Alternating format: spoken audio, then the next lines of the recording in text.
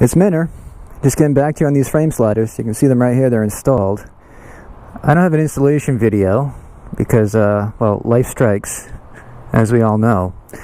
But I think for this particular installation, or a bolt-on, which is all I really do, it's very straightforward. Basically, you have the two bolts that are stock, and those bolts have to be removed. In order to get at them, you have to take the fairing off, this little itty bitty fairing here, and we have this screw here. We have this screw here with a grommet attached on the back side, and this screw down here, okay? And for those of you who are much more technically capable than me, then I'm sorry for pointing this out, but some people haven't taken the fairings off yet. So the way I find the easiest is take all these out, these three screws, and you can see a grommet back here.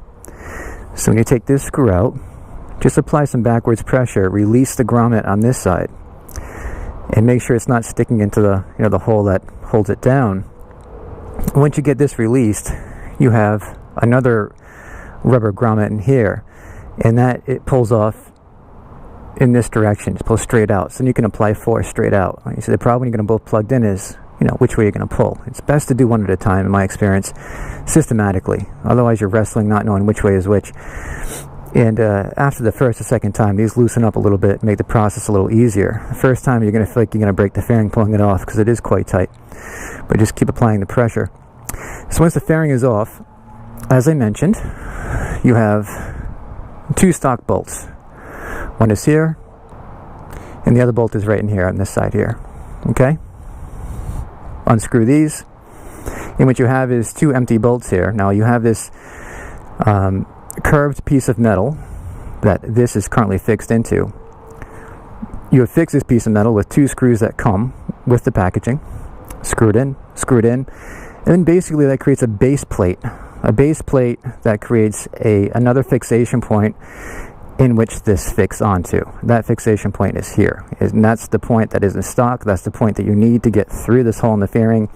So all of this is really just to put on a fixation plate behind the fairing so that you can have access to another piece of metal that is then connected to the frame of your bike.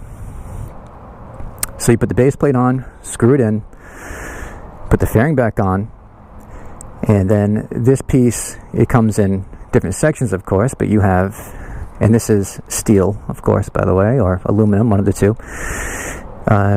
You just stack it, and then you screw it in. So this is the first part of the stack. This is the second. This is the third. And a screw goes in here. Now, one issue I did have with these Wunderlich frame sliders is that on the instructions it tells you to insert a washer between this bolt here and this plastic, and there is one in there right now. The problem is nothing that came with this kit. They did give me a variety of washers for each point, basically. None of them fit, basically. So I had to go out and buy my own. I sent a message to Wunderlich. They did not get back to me. I haven't checked my email, but they didn't get back to me in the first few days, which I consider somewhat unacceptable. In any event, what I did was I brought this piece to the local hardware store, and I found a piece that actually fit in there.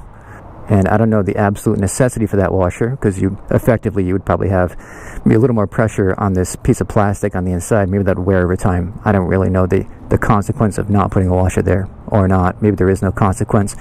But in any event, that's it. You torque them down to spec, and that's just the end of it. So that's very straightforward. They don't get in the way of the knees when you're on the bike. Here's a view from the top down. I don't know if the camera's catching all of them, so I'll bounce from one side to the other. These do come in gray, a dark gray, which would be much more subtle than this blue. As you know, I have a tendency to be a little flamboyant with this blue, so you can make these much more discreet by not having the blue in there. And I think a lot of you would prefer that. I may have even preferred it myself, because then they're hardly noticeable. In terms of frame sliders, I think these are fairly discreet. I can't speak to their effectiveness until my crash, but I'll keep you updated. So that's that, just a quickie on those frame sliders. You can see this piece of steel here.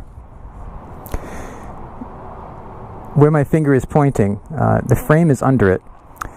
This piece, where you can see the bare metal here, that's actually one side. That's one of the bolts I had to place, okay?